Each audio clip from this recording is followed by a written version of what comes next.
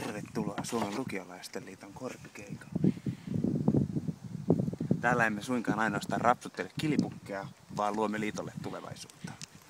Eli katsokaa kuinka kaunis on Havon koulun maisemat täällä Kavitaipaleessa, Kaakkois-Suomen sydämessä. Eli tulevan viikonlopun aikana me käymme läpi Suomen Lukiolaisten liiton nykytilaa ja mietimme, miten tulevaisuudessa kehitymme.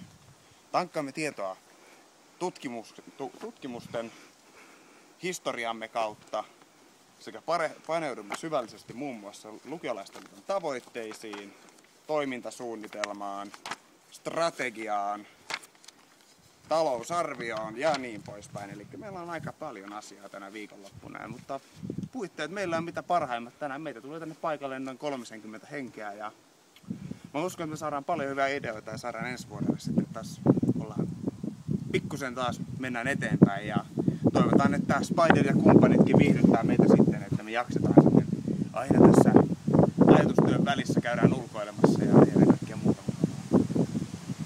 Ei muuta kuin toivotetaan kaikille hyvää viikonloppua ja ne teette, jotka pääsevät paikalle, niin ehkä ensi vuonna sitten teidän kanssa. Näkemiin!